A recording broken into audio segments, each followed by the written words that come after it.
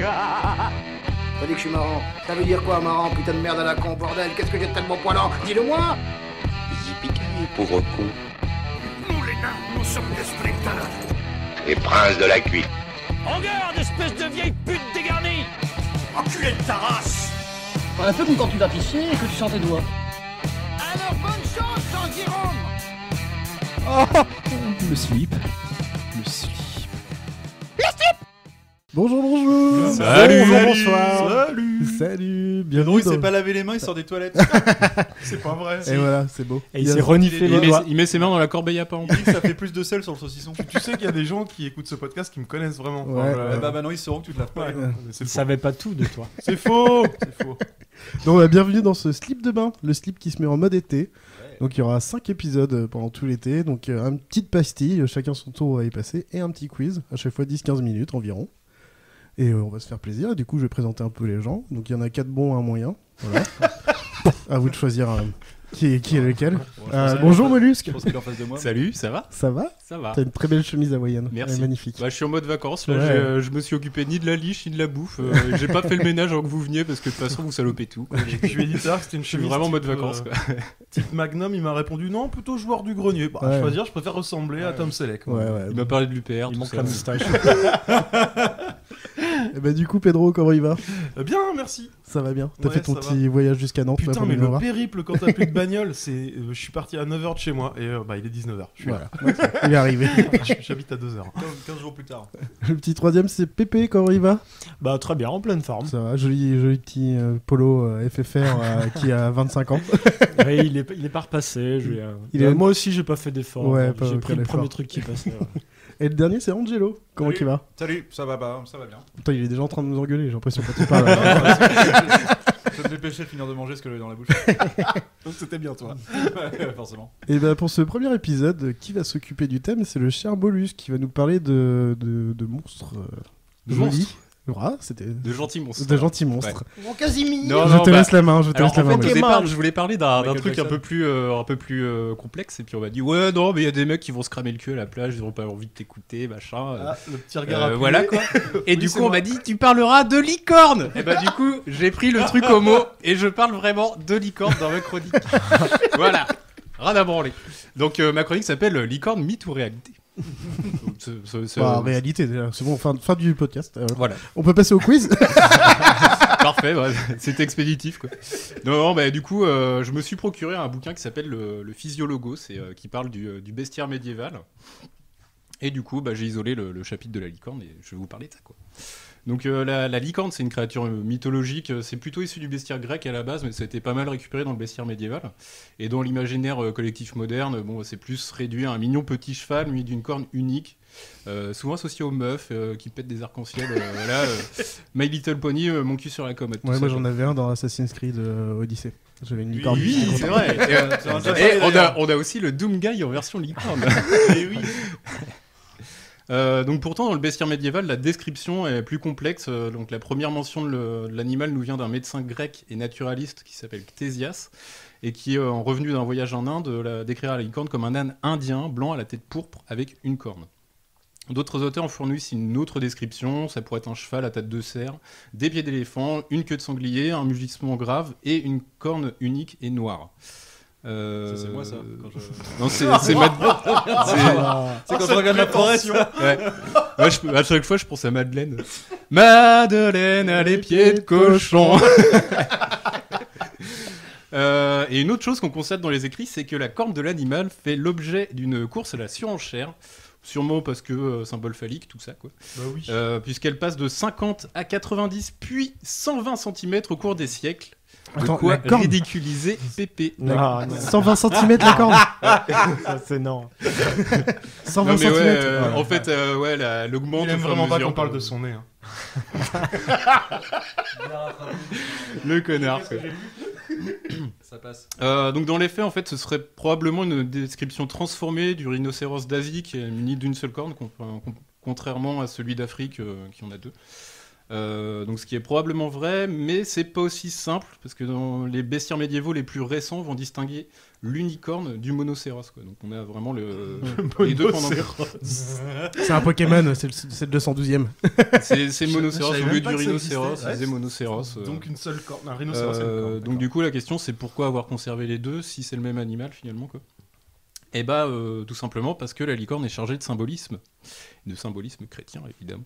Oh merde. Donc on va s'intéresser à ce symbolisme-là pour mieux comprendre, et plus particulièrement à la chasse à la licorne, qui a la réputation d'être assez tenace, de buter les chasseurs assez facilement finalement. Donc elle se laisse pas avoir comme ça. C'est bien connu. Et donc pour bien chasser la licorne, il vous faudra vous munir d'une vierge. Et c'est tout. En fait, il y a besoin que de ça. Oh, ça se trouve plus par chez nous, ça. Oh merde. Bon, bah partir à la chasse avec des enfants, quoi. Tu tires dessus avec la vierge ou tu tires la vierge avant des coups? Oh non, celle-là, elle est pas validée. Oh putain. Oh non. Non. Très limite. Putain, on va avoir les fémènes sur le dos. Je suis content de moi. Oh, il y a un PMU qui est encore ouvert à cette heure-là, Angelo, on t'y retrouve tout à l'heure. Allez, vas-y, file. On branche les micros là-bas. Tu peux partir. Donc non, en fait, la licorne, attirée par l'odeur de la Vierge, va venir se lever dans son giron, et la Vierge va l'allaiter. Alors, je sais pas comment c'est possible qu'une Vierge puisse allaiter, mais admettons, quoi. Et puis, du coup, une fois que la licorne est séduite, la Vierge va l'emporter dans le palais du roi. Alors, on va s'intéresser à cette scène, à la symbolique qu'il y a derrière. En gros, ici, la licorne symboliserait Jésus. La Vierge, évidemment, symboliserait Marie, et la corne serait l'union du Père et du Fils, c'est-à-dire le Saint-Esprit. D'accord, je voyais autre chose. De plus, la corne serait un symbole de force, voire de fécondité. L'aspect caprin de la licorne, caprin, voire cheval, tout ça, serait plus un symbole de douceur, voire de pureté. À moins que la licorne ne soit en fait le diable. Et oui, parce qu'il y a certains auteurs qui proposent une toute autre version. Oh non, vous n'êtes pas mis en silencieux. Si, je me suis mis. Bah non, c'est pas vrai. Donc en fait, la licorne pourrait être aussi le diable. Elle serait en fait contaminée par le bouquetin. Elle pourchasse l'homme pour le perforer et le manger, et chercherait à corrompre la Vierge. Et la corne devient alors symbole de lubricité. D'accord. Ma petite conclusion là-dessus, c'est que la religion, c'est aussi ça. À partir des mêmes constats, être capable d'en tirer des conclusions radicalement opposées sans trembler du genou. C'est des champions. Et ça m'amène à un petit bonus, en fait, qui n'a pas forcément à voir avec le bestiaire, mais en fait, vous savez que j'ai un petit kiff sur les religions parodiques. Et du coup, il existe une religion parodique qui s'appelle la religion de la licorne rose invisible. Et donc je vous ai imprimé une représentation de la licorne rose invisible. Wow. Ah oui. Elle est magnifique. Elle est magnifique. Alors c'est pas très radiophonique, mais vous ratez pas grand-chose. Bah ouais. C'est une magnifique page blanche avec un cadre. C'est comme la statue qui a été vendue à 15 000 balles il y a pas longtemps. Trop ça. C'est génial cette idée. Ouais. Et en fait, du coup, c'est plutôt une religion qui a été inventée pour en gros mettre les croyants face à leurs contradictions. En gros, cette religion-là serait à 50% composée de foi et à 50% composée de logique. Nous croyons sur la seule base de notre foi qu'elle est rose, mais nous savons de façon logique qu'elle est invisible, justement parce que nous sommes incapables de la voir. Ah oui. Logique. Eh oui. Donc voilà, la licorne rose invisible a un faible pour la pizza à l'ananas et au jambon. Ah non, ça pas comme ça, abusé.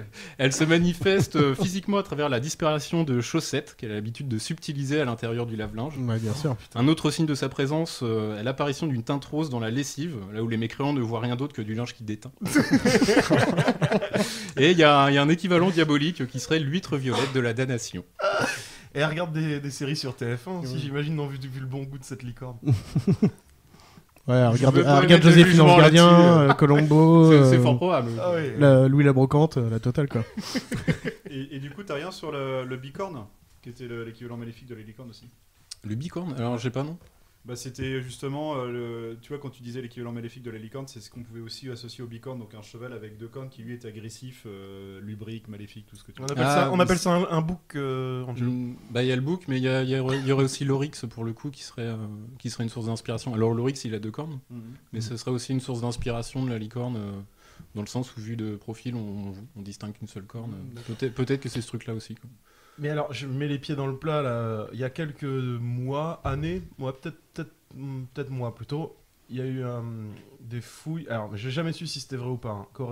Ils auraient retrouvé un animal préhistorique monocorne, du coup. Ouais, mais ça se rapporte genre rhinocéros, les nœuds. Ouais, en fait. c'est ça. Et c'est ça, exactement. Mais ça, du coup, ça a vraiment existé, et c'est pas de ça que serait tiré le... Bah, je Non, pense pas, parce qu'à l'époque de la création de la licorne, on n'avait pas encore, vraiment de fouilles aussi, aussi poussées, quoi. Ouais. Ça date de la Grèce antique, il y a même des déclinaisons de la licorne en Chine. Oui, bah tu comme m'étonnes.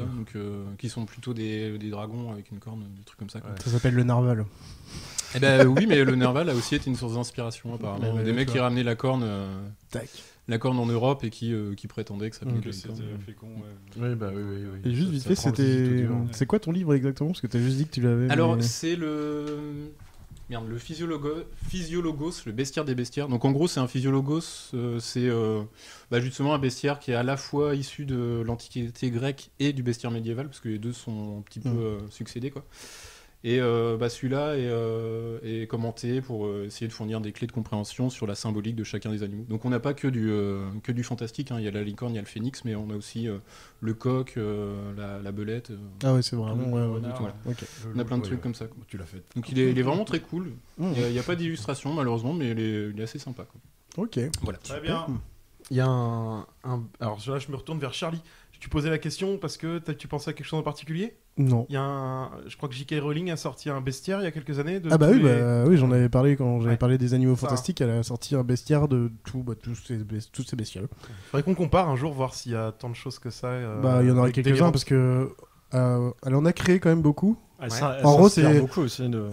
en gros c'est du 50-50, 50% elle en a créé, 50% elle s'est inspirée. Donc bien sûr, de toute façon, on sait, il y a le phénix ou les choses comme ça qui reviennent. La licorne, on la voit aussi dans Harry Potter. Mais Où justement, c'est très pur. Là, c'est plutôt la version pure de la licorne. Elle pour le a coup. pioché dans beaucoup de folklore différents. Là, c'est vraiment, ça se concentre sur limite du catholicisme, en fait, quoi. Tout à fait. Ce sera tout. Bah oui. Merci beaucoup, Mollusque. C'était rapide, finalement. J'ai bu tes paroles. Mais c'était très bien, c'était nickel, Mollusque. Moi j'ai bu, mais pas des paroles. Et bah maintenant, on va passer à un petit quiz. Vite zef. Allez. Moi, je pense que la question, elle est vite répondue. C'est votre ultime bafouille? Ça fait bien quand tu fermes ta gueule. C'est le plus propre d'entre eux, c'est le premier qui prend une tarte dans sa mouille, le pauvre. Et du coup, moi je suis resté sur le thème d'origine qui était dommage collatéral de Mollusque et j'ai créé un quiz où chaque réponse a un lien, la réponse précédente a un lien avec la question suivante. Non, en fait, ce que tu es en train de dire, c'est que ton quiz n'a aucun lien avec son sujet. Ah bah non, parce qu'avec les licornes c'était un peu chiant. Ok. Et Ouais, du j'aurais dû coup, faire dommage collatéral. d'ailleurs le premier mot c'est par rapport au slip de bain et ce sera Mollusque qui va commencer, c'est chacun votre tour. S'il a faux, Pépé t'auras le droit de répondre. Enfin, vous aurez le droit de répondre à sa question s'il a faux, exactement. Et vous avez 4 questions. Ouais. Et on dit il y a un J'ai lien rien suivi. entre quoi Ouais, toi aussi t'as pas Là, on suivi. commence par le slip de bain. Donc ma première question justement, c'est comment s'appelle le personnage de Franck Dubosc dans Camping? Oh, je Patrick. Il faut un peu plus quand même. moi j'ai. Non mais c'est pas toi. Est-ce qu'on a vraiment envie d'être Non. fier d'avoir ça? Pépé, Bon, c'est à toi de répondre du coup. J'ai jamais vu en vrai. Patrick Belle Chirac. Oui, Patrick Chirac. Pépé, un petit point. Ouais. Ah. Et du coup, prochaine question, elle est pour toi, Pépé. Et du coup, il y a un lien avec Franck Ah, Dubosc. ok. Ou avec Patrick Chirac ou un truc comme ça. Dans quelle série retrouve-t-on entre autres les personnages de Richie Ryan, Joe Dawson et un certain Duncan? Oh, ça me parle ça. Dans quelle série? Ouais. Rapport avec Franck Dubosc. Il a fait une série, Franck Dubosc. Ouais, il en a fait plein des séries. Enfin, il est jeune dans plein de séries. Mais... Ah bon. Ouais, il a participé quoi. Bon, Non, ouais, non, ouais, bah, j'ai ok. pas- Pedro, tu l'as ou pas? Bah, repose ta question du coup. Et dans quelle série retrouve-t-on entre autres les personnages de Richie Ryan, Joe Dawson et un certain Duncan? Bah, je sais pas. Ok. Angelo? Je sais qu'il avait participé à une série britannique, mais. D'accord. Bah oui, oui, oui. Tu nous sors ça comme ça. Bah d'accord. oui, Ah, mais, putain, je sans l'ai. Les petites annonces, non? Non. Mollusque? Ah, bien joué, S'il l'a putain, pas, ça. Mollusque, je peux donner la réponse. Ouais, en fait, je même vous. Bah, tu l'as pas, Mollusque. T'as l'air d'être en. The Office. Allez. Highlander. Highlander. Duncan MacLeod. Sérieux Ah, mais il a joué dans Highlander. Il a joué dans Eh oui. Highlander. Putain, Franck Dubosc a joué Michel de Bourgogne. J'y avais pensé direct, mais je comprenais. Bah, c'est pas, Duncan, voyais pas j'ai Duncan pensé à MacLeod. MacLeod direct. Bah Mais j'ai pas voulu dire le nom parce que c'était trop facile. Highlander. Moi, j'ai le point. Quand t'as dit Duncan, j'ai pensé à ça. Il fallait répondre au moment. C'est impossible qu'il ait joué. Putain, dans le genre, j'ai pas le physique de l'emploi, il se place là quand même. Pedro. Bah si, il joue un immortel qui s'appelle Michel de Bourgogne. Bon, hello, I'm Michel de Bourgogne. Faut la voir cette scène, elle est magnifique. Ah bah oui, il faut voir ça du coup. En train de boire un pastis. Pedro, du coup, lien avec Highlander. Quel acteur a-t-on pu voir dans ces films? Blade 2, Hellboy, Le Nom de la Rose, La Cité des Enfants Perdus, Stalingrad ou Alien la Résurrection? Oh bordel, je sais qui c'est. Mais alors je vais jamais retrouver son Dans nom. tous les films. Il a joué dans tous ces films-là. Ah, je pense que je Harris. vois aussi. Harris. Quelque chose Harris. Non. Angelo, tu l'as ou pas? Attends. Je vous refais la liste. Blade 2, Hellboy, Le Nom de la Rose, La Cité des Enfants Perdus, Stalingrad ou Alien la Résurrection. Je sais qui c'est en plus. Ed Harris? Non. Ron Perlman. Ron Perlman, bien joué. Mollusque. Oh non! Et ouais, Mollusque qui prend ce petit point. Et du coup, Angelo, le lien avec Ron Perlman. Quel jeu de Bethesda, 6ème opus de la série en 2015, a reçu de nombreux avis et critiques négatives, notamment pour ses nombreux bugs? Alors, soit c'est Elder Scrolls ou sinon c'est Fallout. Bah, faut que tu choisisses, mon gars. Alors, redis quel opus à quelle année? 6ème opus en 2015. Bah, du coup, c'est Fallout. Fallout quoi? Oh putain, Allez. Fallout 76? Oui. C'est ça. Et il faut savoir que Ron Perlman faisait la voix de la narration d'introduction. Je savais même pas. Pas sûr mon coup. Putain, je suis sur une série avec Ron Perlman en ce moment. Produit par Ron Perlman. Bref. Mollusque, qui a racheté Bethesda le 9 mars 2021? Microsoft. Voilà, c'est bon, facile, rapide. Pépé, excuse-moi, je vais dire Pedro. Quelle saga littéraire fantastique a été portée en jeu vidéo, par Lego? C'était quoi la question là? C'était la réponse, c'était Microsoft. Alors c'était même Xbox en fait, pour être plus exact. Mais ça marche ensemble. Je vois pas comment. Quelle saga littéraire fantastique a été portée en jeu vidéo par Lego? Ok, je vois. Lego, ils ont fait beaucoup de choses. Je sais pas, Batman. Non, Saga fantastique. Saga littéraire. Saga littéraire, ils en ont fait plusieurs. Ils ont fait Harry Potter, donc entre autres. En jeu vidéo? Ouais, oui. Bah c'est pas celle-ci. Bah vas-y. Ah bah moi tu vois j'avais celle-là parce que je vois pas trop. Angelo, et toi? Ils ont fait Star Wars, mais c'est pas une saga littéraire. Angelo. Après Harry Potter, en fantastique, le Seigneur des Anneaux? Non. Si, c'est ça. C'est ce que j'aurais dit si t'avais perdu. Seigneur des Anneaux? Vous êtes sûr en jeu vidéo pour Harry Potter? Je suis pas sûr. Ah oui, si, j'en suis sûr. J'en suis certain parce que Béa là sur Switch, elle a des trucs avec Lego Harry Potter. Question pour Pedro. Quel est le seul acteur de la saga Seigneur des Anneaux à avoir rencontré J.R.R. Tolkien? Tu peux la poser à mon voisin, tu viens de me poser une question déjà, Charlie. Non, c'était à Pépé. Moi, t'avais le droit de répondre. Ah ouais, bah vas-y, tu peux la reposer la question. Quel est le seul acteur de la saga Seigneur des Anneaux à avoir rencontré J.R.R. Tolkien? Je sais. Christopher Lee. Yes. Putain. Moi aussi, je sais. Monsieur Angelo. Ouais. Qui est l'auteur de la série de romans James Bond? Putain, comment il s'appelle ce con Allez, moi je Ian sais. Fleming. Ouais, bien joué. Allez, pour info, Ian Fleming, c'est le cousin de Christopher Lee. Ah ouais? Oui. Bah, en même temps, Christopher Lee, il a une vie incroyable. C'est un truc ce de mec. malade mental. C'est un descendant de Charlemagne, il a tué des gens. Non mais il est ouf. Ouais, il a ouais. chassé des musiques. Mollusque. Comment s'appelle le prochain James Bond à sortir? Oh merde. Ça soit en anglais ou en français, j'ai les deux réponses, donc tu peux y aller. Putain, j'ai un trou. J'en ai aucune idée. Ah, ok, bah Monsieur Pépé. Demain ne mourra Non. J'essaie d'en trouver un. Mais en plus ça marchait quoi. Pedro. Demain était hier. Permis de tuer demain en Russie? Non, je sais pas. Angelo, est-ce que t'as une idée? Bon baiser du Vietnam? Eh non.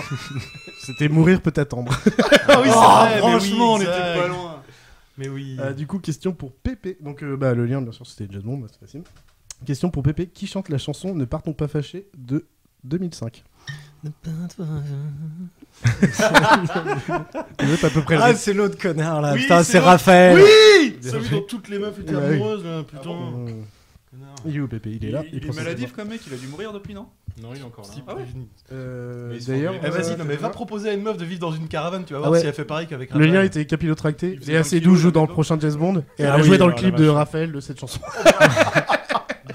Il était un peu capillotracté. C'est pas le racho. Où j'en suis? Monsieur Pedro. Oui.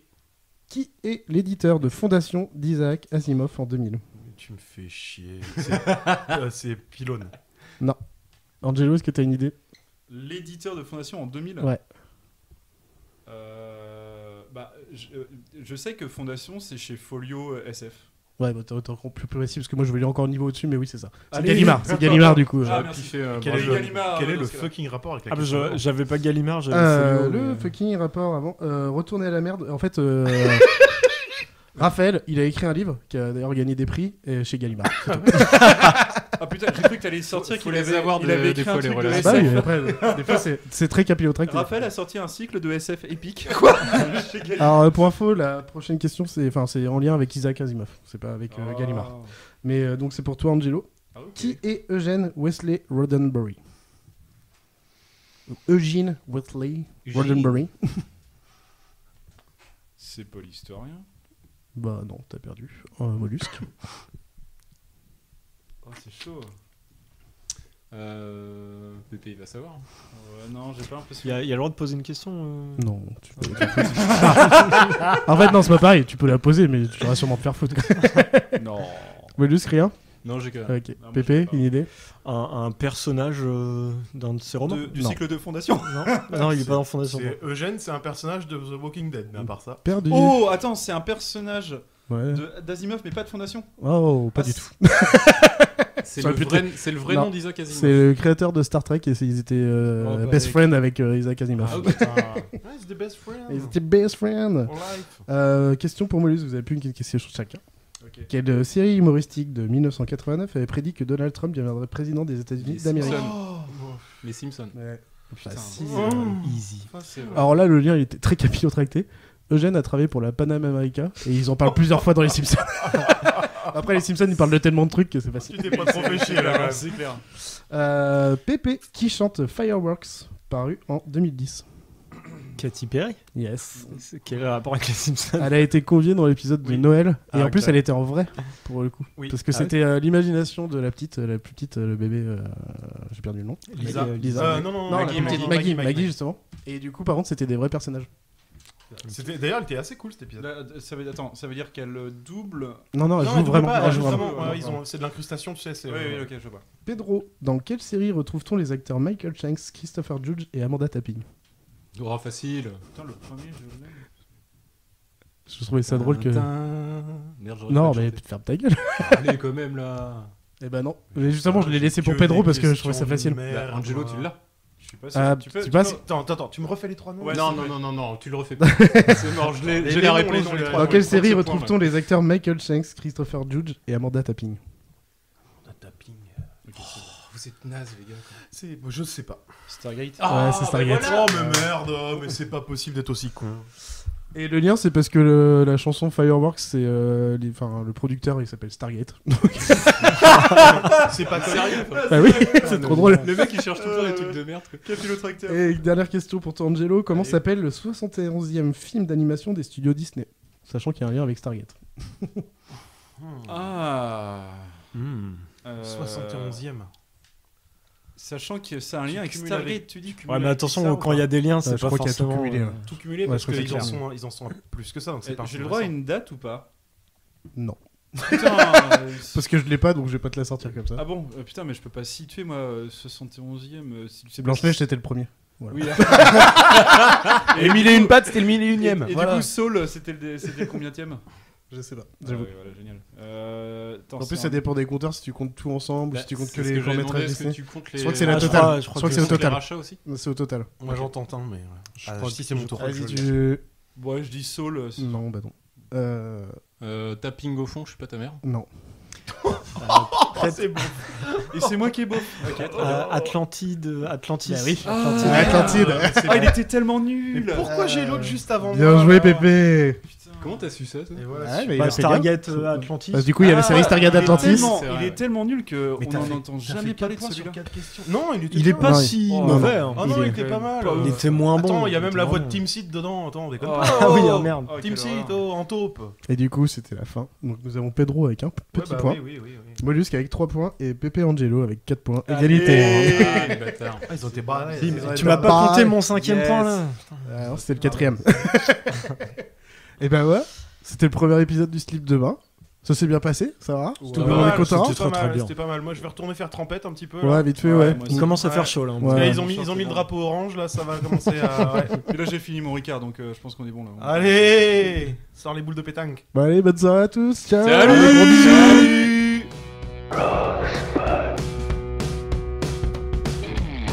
Corben, mon ange, qu'est-ce que tu m'as fait là? C'était naze, y avait rien, aucune pêche, aucune énergie, rien du tout, je suis censé animer une émission. Faut que ça pop. Alors demain, quoi qu'on fasse, surtout je t'en supplie, essaie d'avoir plus de 2 mots de vocabulaire. Allô, y'a personne au bout du fil? Faut réfléchir, McFly, faut réfléchir.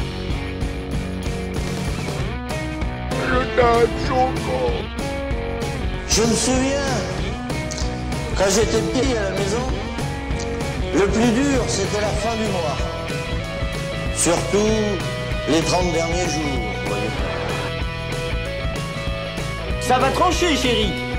Mais non, qu'est-ce que tu fais? Il faut dire ça va couper, chérie, pas ça va trancher. Hasta la vista, baby.